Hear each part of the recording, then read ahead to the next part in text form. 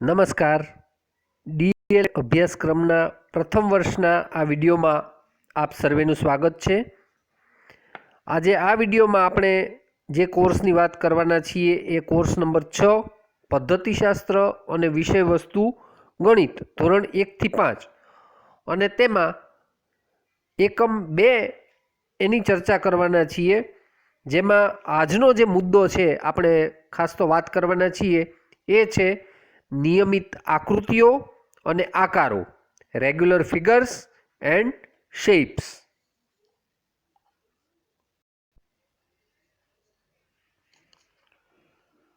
તાલીમાર્થી બહેનો, આજનો જે મુદ્દો છે નિયમિત આકૃતિઓ અને આકારો, એમાં શબ્દો ઉપરથી આપણને ખ્યાલ આવે છે કે જે આકૃતિ કે આકારની વાત કરવાની છે એ કેવા આકારો છે?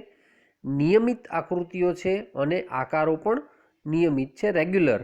એટલે આપણી આસપાસ ઘણી બધી આકૃતિઓ, અસંખ્ય આકૃતિઓ જોવા મળે છે અને આકારો પણ અસંખ્ય પ્રમાણમાં છે.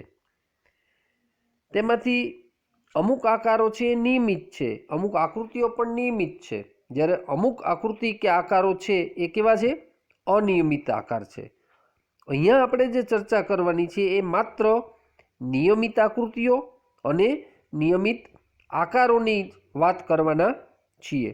તો એની સંકલ્પનાના શિક્ષણના પદ્ધતિશાસ્ત્રની આપણે વિચારણા કરીશું.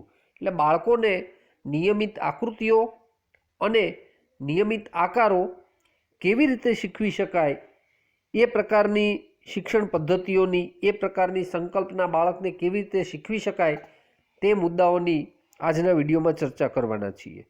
તો સૌથી પહેલાં વાત લઈએ નિયમિત આકારોના સંદર્ભમાં. નિયમિત આકારો એ સમતલનો ભાગ છે. જો સૌથી પહેલી જે ગાણિતિક કેટલાક મુદ્દાઓ આપણે જે આપણા મગજમાં ક્લિયર કરવાના છે તે આ છે કે જે નિયમિત આકારો છે એ સમતલનો ભાગ છે, જ્યારે નિયમિત ઘન આકૃતિઓ છે એ અવકાશનો ભાગ છે. અવકાશમાં જે ખાલી જગ્યા છે, અવકાશમાં જે જગ્યા રોકે છે એ ઘન આકૃતિઓની વાત છે. સમતલ છે એ શું છે? દાખલા તરીકે આપણે બ્લેકબોર્ડ કે કાળું પાટિયું છે એની ઉપર જે આકૃતિ દોરીએ છીએ તો એ શું છે? એ સમતલ છે, એની ઉપર આપણે એ દોરતા હોઈએ છીએ. એટલે આ જે બેઝિક ડિફરન્સ છે, પાયાનો તફાવત છે, એ આકૃતિ અને આકારના સંદર્ભમાં આપણે ખાસ સમજી લેવાની જરૂર છે. આકારની જો વાત કરીએ તો આકારની ધાર વડે તે આકારની આકૃતિ રચાય છે. આકારની ધાર વડે તે આકારની આકૃતિ રચાય છે. આકારો કયા કયા આપણી પાસે નિયમિત છે એના ઉદાહરણ જોઈ લઈએ અને પછી આપણે આગળ ઉપર જઈએ ત્યારે ડિટેલમાં એની ચર્ચા પણ આપણે કરવાના છીએ. નિયમિત આકારોની જો વાત કરીએ તો ત્રિકોણ છે, ચોરસ છે, લંબચોરસ છે, વર્તુળ છે, આ બધાનો સમાવેશ થાય છે. કઈ કઈ બાબતો છે? આ નિયમિત આકારોની વાત છે. ત્રિકોણ, ચોરસ, લંબચોરસ, વર્તુળ, આ બધું શું છે? નિયમિત આકારો છે. જ્યારે નિયમિત ઘન આકારોમાં ગોળો, નળાકાર, શંકુ, પિરામિડ, લંબઘન, સમઘન, આ બધાનો સમાવેશ છે એ નિયમિત ઘન આકારની અંદર તેનો સમાવેશ થાય છે. તો આ બંને વચ્ચેનો ડિફરન્સ છે. તો ચાલો હવે જુદા જુદા આકારોનું નિર્માણ પેપર ફોલ્ડિંગ દ્વારા કેવી રીતે કરી શકાય તેની માહિતી આપણે સમજીએ અને આકૃતિની મદદથી પણ તેની સમજણ પ્રાપ્ત કરીએ. એને માટે જો જરૂર પડે તો તમે બધા પણ તમારી પાસે જે કેટલાક નોટબુકના કે ચોપડાના કાગળ હોય લંબચોરસ આકારના કે એવા, તો એ લઈ અને તૈયાર થઈ જાઓ, જેથી કરી અને અહીંયા જ્યારે સમજૂતી અપાતી જાય ત્યારે આપણે પણ જાતે આપણા ઘરે કે એ રીતે એ કામ કરી શકીએ. તો સૌથી પહેલાં જોઈએ નોટબુકનો કાગળ. નોટબુકનો કાગળ કેવો આકાર દર્શાવે છે? તો કે લંબચોરસ. લંબચોરસ અને ચોરસની સંકલ્પના આપણને ખબર છે, છતાં આપણે યાદ કરી લઈએ. ચોરસ કોને કહેવાય? તો કે જેની ચારેય બાજુઓ સરખી છે તે ચોરસ. અને લંબચોરસ કોને કહીએ? તો કે સામસામેની બાજુઓ બે સરખી હોય તો એવી જે આકૃતિ છે એને આપણે શું કહીએ છીએ? લંબચોરસ. તો નોટબુકનો કાગળ લઈએ. નોટબુકનો કાગળ છે એ લંબચોરસ આકાર દર્શાવે છે.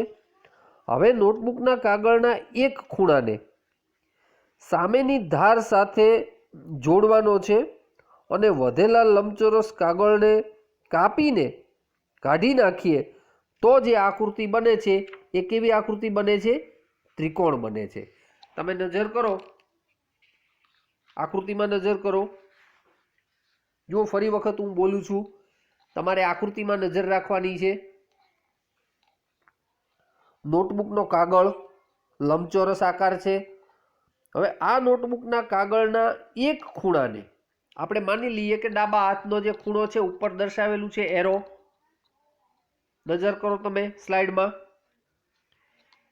એ ખૂણાની સામેની ધાર સાથે નીચે મુજબ જોડવાનો છે. સામેની ધાર સાથે જોડીએ એટલે કેવી આકૃતિ બની? જુઓ ફિગર નંબર 2 એરો દ્વારા દર્શાવી છે બીજી આકૃતિ. તો કેવા પ્રકારની આકૃતિ બની એ જુઓ. પછી બાજુમાં જમણી બાજુએ પટ્ટી જેવી જે ધાર છે એ લંબચોરસ કાગળ છે, એને આપણે કાઢી નાખવાનો છે. તો જે આકૃતિ વધી એ કેવી બની? એ આકૃતિ બની છે એ ત્રિકોણ છે. જુઓ તમે આકૃતિ નંબર 2. તો આકૃતિ નંબર 2 હવે કેવી બની? લંબચોરસ પટ્ટી જો કાઢી નાખીએ તો જે ત્રીજા નંબરની આકૃતિ બની એને આધારે પટ્ટી કાઢી નાખ્યા પછી એ ત્રીજા નંબરની આકૃતિ બની એ ત્રિકોણ. હવે આ ત્રિકોણને ખોલી દઈએ કારણ કે એ તો ફોલ્ડ છે, એક ઉપર બીજો ફોલ્ડ કરેલો છે. એને ખોલી દઈએ તો શું બન્યું? તો એ આકૃતિ બની એ ચોરસ બની. તો જોયું ને તાલીમાર્થી બહેનો, લંબચોરસમાંથી ચોરસ કેવી રીતે બનાવી શકાય, અને એ પણ કોઈ પણ પ્રકારની માપપટ્ટીની મદદ વિના. વધારાની જે ચોરસ અને લંબચોરસની સંકલ્પના આપણે પહેલા સ્પષ્ટ કરી કે ચોરસ એટલે બધી બાજુઓના માપ સરખા અને લંબચોરસ એટલે સામસામેની બાજુઓની જે બે જોડ છે એના માપ સરખા. તો આપણને કાગળ કેવો હતો? લંબચોરસ. લંબચોરસ કાગળને આપણે યોગ્ય રીતે ફોલ્ડ કર્યો છે, એમાંથી વધારાનો લંબચોરસ ભાગ છે એ દૂર કર્યો છે અને એમાંથી ત્રિકોણ બનાવ્યો અને ત્રિકોણને પાછો અનફોલ્ડ કર્યો એટલે એમાંથી બની ગયો ચોરસ. તો આ રીતે લંબચોરસ કાગળ અને એમાંથી બને ત્રિકોણ અને ત્રિકોણને ફરી પાછો અનફોલ્ડ કરીએ એટલે બની જાય એમાંથી ચોરસ. તો આ રીતે આપણે પેપર ફોલ્ડિંગની મદદથી જુદા જુદા આકારોનું નિર્માણ કરીએ છીએ. એમાં લંબચોરસમાંથી ત્રિકોણ અને ચોરસ બનાવવાનું કામ કર્યું.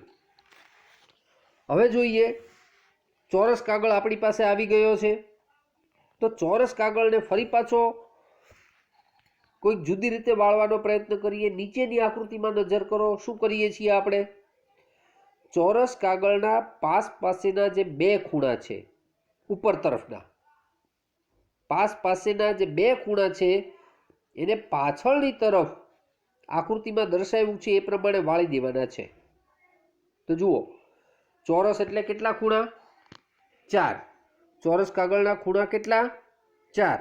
અને એને આપણે પાસેના જે બે ખૂણા છે એને આપણે વાળી દેવાના છે. કેવી રીતે? પાછળની તરફ વાળી દઈએ તો કેવી આકૃતિ બની? એરો દ્વારા દર્શાવી છે આકૃતિ. શું બની ગયું? પંચકોણ. તો પંચકોણને કેટલા ખૂણા હોય? 5 ખૂણા. 5 ખૂણા હોય માટે જેને આપણે પંચકોણ કહીએ. તો આ રીતે ચોરસ કાગળના બંને પાસેના ખૂણાઓ છે એને પાછળની તરફ વાળી દઈએ તો જે આકૃતિ બને છે એ કઈ મળે છે? પંચકોણની આકૃતિ મળે છે. હવે એ જ રીતે આપેલો જે ચોરસ કાગળ છે, ફરી વખત એના સામસામેના બે ખૂણા છે એને પાછળની તરફ વાળવાના છે. જુઓ, અગાઉ કરતાં ફેરફાર ક્યાં આવ્યો? અગાઉ શું હતું પંચકોણ બનાવતી વખતે? કે પાસેના બે ખૂણાઓ આપણે વાળી દેતા હતા. ચોરસમાંથી જ્યારે પંચકોણ બનાવ્યો ત્યારે શું કર્યું હતું? પાસેના જે બે ખૂણા એટલે ઉપરની બાજુના જે ચોરસના બે ખૂણા છે એને આપણે પાછળની તરફ વાળી દીધા અને પંચકોણ છે એ બનતો હતો. હવે આપણે ચોરસ કાગળના જે સામસામેના જે બે ખૂણાઓ છે, એટલે એક જો ઉપરનો ખૂણો લીધો છે તો બીજો નીચેની તરફનો ખૂણો. આકૃતિમાં સ્લાઇડમાં નજર કરો તમે, એમાં દર્શાવેલું છે કયા ખૂણાઓ પસંદ કરવાની વાત છે. તો એમાં જમણી બાજુનો છે એ ઉપરનો ખૂણો પસંદ કર્યો છે, ડાબી તરફ છે એ નીચેનો ખૂણો પસંદ કર્યો છે. શું કરવાનું છે? એને સામસામેના જે બે ખૂણા છે એને પાછળની તરફ વાળી દેવાના છે. તો એ વાળી દેવાથી કયા પ્રકારની આકૃતિ નિર્માણ થશે?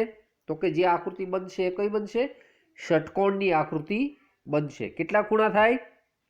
ષટકોણને ગણો તમે. યસ, 6 ખૂણા થાય. જુઓ, એનું નામ જ કહે છે ષટકોણ. 6 ખૂણાવાળી આકૃતિ એટલે ષટકોણ. જેમ ત્રિકોણ 3 ખૂણાવાળી આકૃતિ, ચતુષ્કોણ 4 ખૂણાવાળી આકૃતિ, પંચકોણ 5 ખૂણાવાળી આકૃતિ, એમ ષટકોણ 6 ખૂણાવાળી આકૃતિ.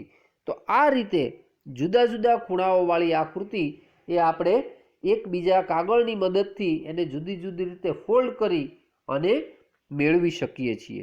તો તાલીમાર્થી બહેનો, આ રીતે આપણે કાગળને જુદી જુદી રીતે ફોલ્ડ કરીએ, કાપીએ અથવા વાળીએ તો આપણને જુદા જુદા આકારો કે જુદી જુદી આકૃતિઓ છે એ જોવા મળે છે.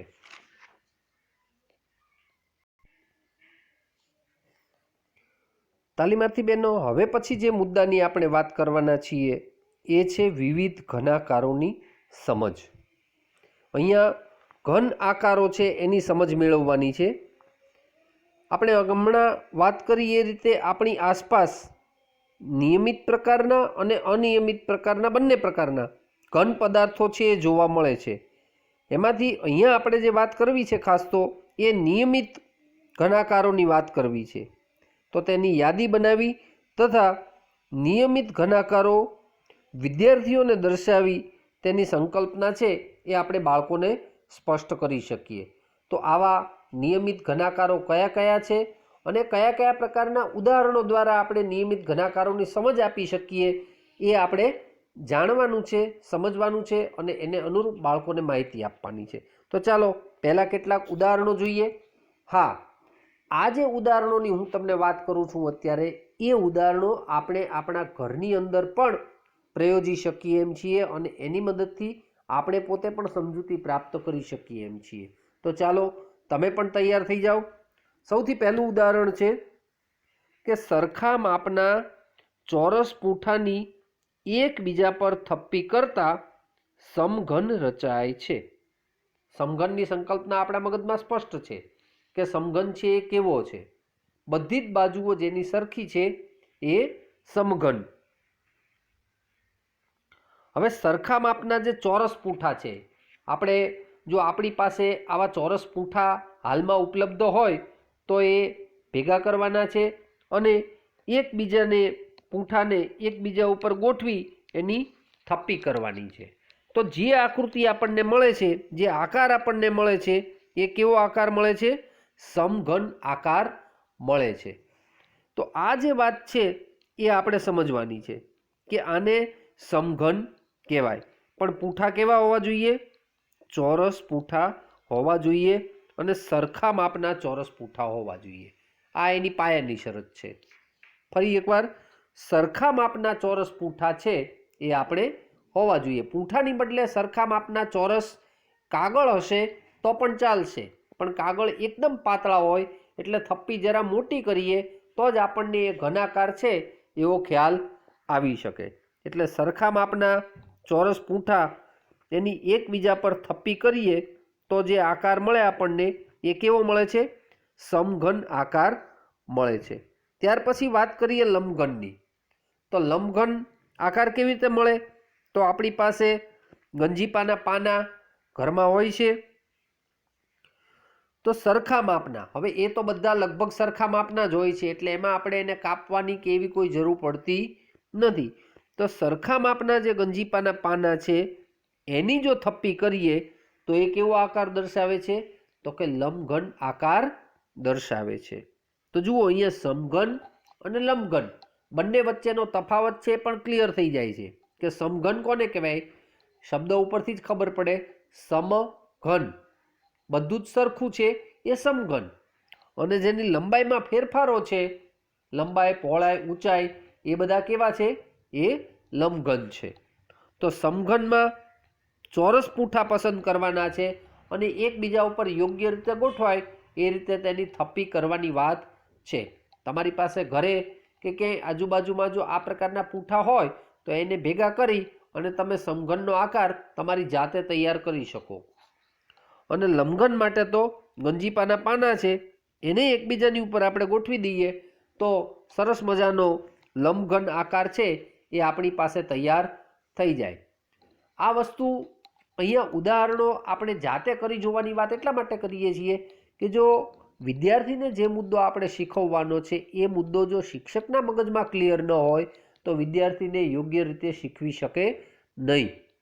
એટલે વિદ્યાર્થીને જે મુદ્દો શીખવવાનો છે એ પહેલાં એ મુદ્દો શિક્ષકના મગજમાં ક્લિયર થઈ જવો જોઈએ. અને તમે તાલીમાર્થી બહેનો ભવિષ્યના શિક્ષકો છો, એટલા માટે તમારા મગજમાં ગણિતના દરેક મુદ્દાઓની સંકલ્પના છે એ ક્લિયર થઈ જવી જોઈએ કે જેથી તમારી પાસે જે બાળકો ભણવા આવે, જે વિદ્યાર્થીઓ ભણવા આવે એ બધાને જ્યારે આવી સંકલ્પનાઓ શીખવવાની થાય ત્યારે આપણે ક્લિયરલી શીખવી શકીએ. તો આ વાત હતી સમઘન અને લંબઘન. ત્યાર પછી વાત કરીએ નળાકાર. તો નળાકારને કેવી રીતે તૈયાર કરીશું? એક ઉદાહરણ જોઈએ. તો કે 1 રૂપિયાના સિક્કા પસંદ કરીએ, એક સરખા માપના. 1 રૂપિયાના જે વર્તુળાકાર સિક્કા છે એને એકબીજાની ઉપર ગોઠવી દઈએ તો થપ્પી થઈ જાય. 1 રૂપિયાના જે વર્તુળાકાર સિક્કા છે એને એકબીજાની ઉપર થપ્પી કરી દઈએ તો જે આખી થપ્પી બને છે એ શું બને છે? એ નળાકાર બને છે. તો આ રીતે નળાકાર પણ બહુ સહેલો છે. બાળકને નળાકારનો કોન્સેપ્ટ ક્લિયર કરાવવો હોય તો આ રીતે આપણે કરાવી શકીએ છીએ કે આ રીતે આ પ્રકારનો જે આકાર છે એને આપણે શું કહીએ છીએ? નળાકાર કહીએ છીએ. ત્યાર પછી વાત આવે શંકુ. શંકુમાં શું કરીએ? તો કે ક્રમિક રીતે ઉતરતા માપની ત્રિજ્યા ધરાવતા વર્તુળની થપ્પી એ શંકુ દર્શાવે છે. એને માટે પણ આપણે જુદી જુદી વર્તુળાકાર પૂંઠા એ દર્શાવી શકીએ. પણ આ જુદા જુદા વર્તુળાકાર પૂંઠા કેવા? કે જેની ત્રિજ્યા જુદી જુદી હોય તેવા વર્તુળાકાર પૂંઠા. અને એને ગોઠવવાના છે કેવી રીતે? તો કે સૌથી મોટી ત્રિજ્યાવાળું વર્તુળ છે એ નીચે મૂકવાનું છે, તેની ઉપર તેનાથી નાની ત્રિજ્યા હોય એવું વર્તુળ, તેની ઉપર તેનાથી નાની ત્રિજ્યા હોય એવું વર્તુળ, એમ નીચેથી ઉપર જેમ જઈએ એમ વર્તુળની ત્રિજ્યા કેવી થતી હોવી જોઈએ? ઘટતી જવી જોઈએ. તો જે આકારનું નિર્માણ થાય છે એ આકાર કેવો છે? એ શંકુ આકારનું નિર્માણ થાય છે. તો આ રીતે ક્રમિક રીતે ઉતરતા માપની ત્રિજ્યા ધરાવતા વર્તુળની થપ્પી એ શંકુ દર્શાવે છે. આમ દ્વિપરિમાણીય એટલે કે લંબાઈ અને પહોળાઈ આ બે જ પરિમાણો ધરાવતા હોય એને દ્વિપરિમાણીય કહેવાય, એ આકૃતિ. અને ત્રીજું પરિમાણ જેમાં ઉમેરાય એટલે કે ઊંચાઈ કે પછી ઊંડાઈ કે જાડાઈ એ ઉમેરીએ તો ઘન આકાર રચાય. જો ફરીવાર આ દ્વિપરિમાણીય અને ત્રિપરિમાણીયનો કોન્સેપ્ટ આપણા મગજમાં ક્લિયર કરી દઈએ. દ્વિપરિમાણીય એટલે શું? કે જેમાં માત્ર બે જ પરિમાણો હોય. કયા બે પરિમાણો? લંબાઈ અને પહોળાઈ. કયું ઉદાહરણ? તો કે લંબચોરસ કે ચોરસ આકાર. ધારો કે આપણું વર્ગખંડનું બ્લેકબોર્ડ, કાળું પાટિયું, એને લંબાઈ અને પહોળાઈ છે. તો લંબાઈ અને પહોળાઈ છે તો એને આપણે કેવો આકાર કહીશું? દ્વિપરિમાણીય આકાર કહીશું. પણ જ્યારે ત્રીજું પરિમાણ ઊંચાઈ કે ઊંડાઈ તેમાં ઉમેરાય ત્યારે જે બને છે એ શું બને છે? ત્યારે ઘન આકાર બને છે. તાલીમાર્થી બહેનો, આપણે આ ઘન આકારો વિશે તો માહિતી મેળવી, પણ જે વિદ્યાર્થીઓ છે એ બધા વિવિધ ઘન આકારો વ્યવસ્થિત દોરે તે માટે તેમને પણ તેનો મહાવરો આપવો જોઈએ. તાલીમાર્થી બહેનો, અહીંયા સ્લાઇડમાં નજર કરો. જુદા જુદા પ્રકારના નિયમિત ઘન આકારો દર્શાવેલા છે. એમાં સમઘન છે. પહેલી આકૃતિ છે એ સમઘનની છે. જુઓ તમે, આપણે હમણાં જે જોયા તેના ઉદાહરણો હતા. હવે આપણે મૂળ આકાર કેવો હોય છે એ પણ સહેજ જોઈ લઈએ. ઉદાહરણો દ્વારા સંકલ્પના આપણા મગજમાં સ્પષ્ટ કર્યા પછી હવે જ્યારે આપણે મૂળ આકૃતિ સમજીએ છીએ ત્યારે આપણને આખું ચિત્ર છે એ આપણા મગજમાં સ્પષ્ટ થઈ જાય છે, અને પરિણામે જ્યારે બાળકોને શીખવવાની વાત હોય ત્યારે આપણે ક્લિયરલી આના જેવા બીજા ઉદાહરણો દ્વારા પણ માહિતી આપી શકીએ છીએ. પહેલી આકૃતિ છે એ સમઘનની છે. તમે જુઓ, ત્રિપરિમાણમાં છે. ત્રિપરિમાણમાં છે એટલે શું?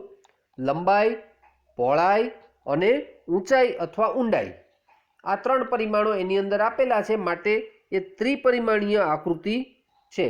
ઘન આકાર છે, એ સમઘનની આકૃતિ છે, અને તેમાં લંબાઈ, પહોળાઈ અને ત્રીજું પરિમાણ ઊંચાઈ, આ બધા પરિમાણોના માપ કેવા છે? સરખા છે, માટે એને આપણે સમઘન તરીકે ઓળખીએ છીએ. ત્યાર પછી બીજી આકૃતિની વાત કરીએ, એ છે લંબઘન. લંબઘન એટલે શું? તો કે જેમાં પરિમાણો તો 3 જ છે, લંબાઈ, પહોળાઈ અને ઊંચાઈ અથવા ઊંડાઈ. પણ જુઓ, તમે ધ્યાનપૂર્વક જોશો તો ખ્યાલ આવશે કે બધાના માપ કેવા છે? એ અલગ અલગ માપ છે. સમઘન આકૃતિની સાથે તમે નજર કરશો તો તરત આ વસ્તુની સરખામણી દ્વારા, તમે તુલના દ્વારા તમે માહિતી મેળવી શકશો કે સમઘનમાં બધા જ માપ છે એ એક સરખા દેખાતા હતા, જ્યારે લંબઘનમાં બધા માપ કેવા છે? અલગ અલગ પ્રકારના માપ છે. માટે પહેલી કરતાં બીજી આકૃતિ છે એ થોડીક જુદી પડે છે, અને એને આપણે લંબઘન તરીકે ઓળખીએ છીએ. એમાં પણ લંબાઈ, પહોળાઈ અને ઊંચાઈ અથવા ઊંડાઈ, આ 3 પરિમાણોનો એમાં સમાવેશ થાય છે. આ બધી જ આકૃતિઓ છે એ ત્રિપરિમાણીય આકૃતિઓ છે, એટલે કે અવકાશમાં જગ્યા રોકે એ પ્રકારની આકૃતિ છે. આ બધા જ આકારો છે એ અવકાશમાં જગ્યા રોકે છે. ત્રીજી આકૃતિ કઈ છે? તો કે ગોળો. એ પણ જગ્યા રોકે છે, ત્રિપરિમાણીય આકૃતિ છે, એટલે વધારે એને આપણે અહીંયા મોડિફાઈ કરીને દર્શાવી શકતા નથી. પણ આ જે આકૃતિ છે એ ગોળાની આકૃતિ છે અને અવકાશમાં જગ્યા રોકે છે. ચોથી આકૃતિ છે એ નળાકાર છે. શું છે? નળાકાર. હમણાં જ આપણે વાત કરી, કયું ઉદાહરણ જોયું? 1 રૂપિયાના વર્તુળાકાર સિક્કાની થપ્પીને એકબીજા ઉપર ગોઠવતા જઈએ તો જે આકૃતિ મળે આપણને કઈ મળે? નળાકાર. આવા નળાકારના અનેક ઉદાહરણો આપણે આપણી આસપાસ નજર કરીશું તો પણ આવો આકાર છે એ આપણને જોવા મળશે. તો આ પણ નળાકાર, એ પણ ત્રિપરિમાણીય આકૃતિ છે. અને 5મી જે આકૃતિ છે એ છે શંકુ. તો આ રીતે જુદા જુદા આકારો આપણે અહીંયા જોયા.